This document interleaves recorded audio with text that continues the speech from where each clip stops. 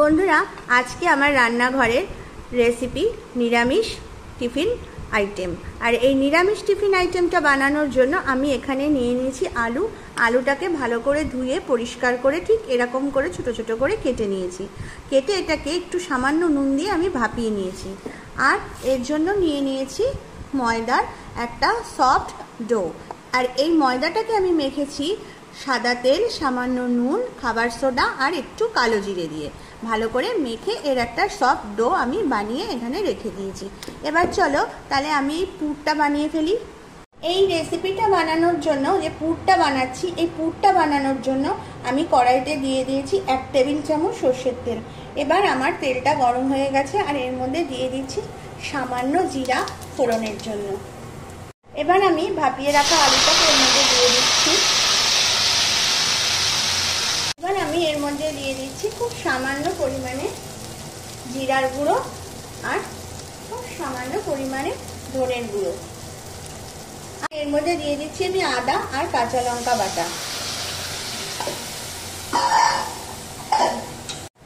এবার আমি এর মধ্যে দিয়ে দিচ্ছি খুব সামান্য পরিমাণে চিনি,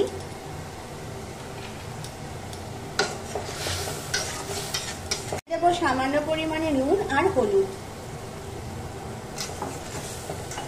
এবার আমি এখানে দিয়ে দিচ্ছি সামান্য পরিমাণে ভাজা মশলা। আমি এখানে এরকম ভাবে ঠিক একটা লেচি কেটে নিয়ে লুচির মতো আকারে আমি এটাকে বেলে নিচ্ছি। বেলাটা একটু লম্বা করে বেলতে হবে। বেলার সময় আমরা এটাকে একটু লম্বা করে বেলে নেব। এবার আমি এটাকে ঠিক মাঝখান থেকে এরম করে কেটে নেব। বন্ধুরা, এবারে এটাকে এভাবে নিয়ে আমি একটা শেপ দেব, সিঙ্গাড়ার শেপ দেব।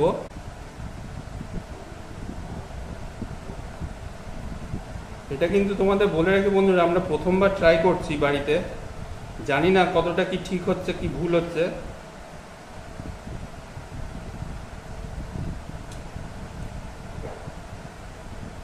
এই পুরটা এবারে এর ভিতরে ভরে দেব।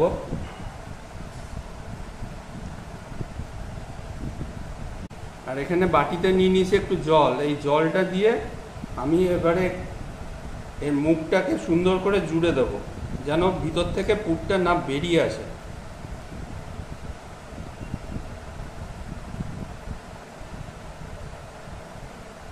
ঠিক এরকম ভাবে এটা হবে।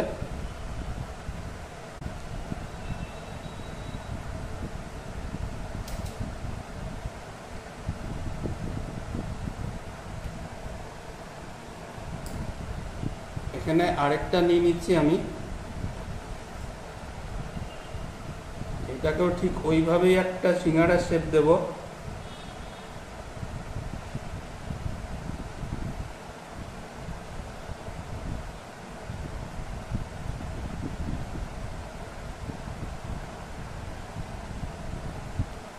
এর ভিতরেও পুরটা এবারে ভরে দেব।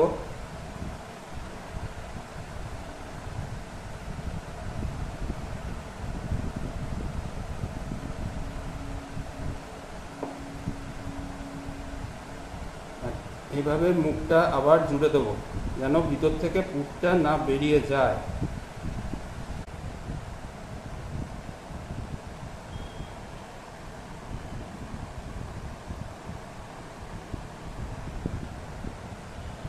এবারে এটা ভাজার পালা, দেখা যাক ভাজার পর কি হয়।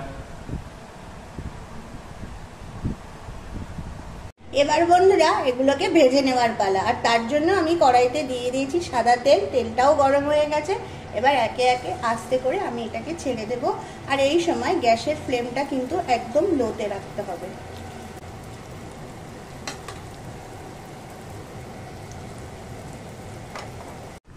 আমাদের এখানে বাড়িতে বানানো সন্ধ্যাবেলার টিফিন একদম রেডি।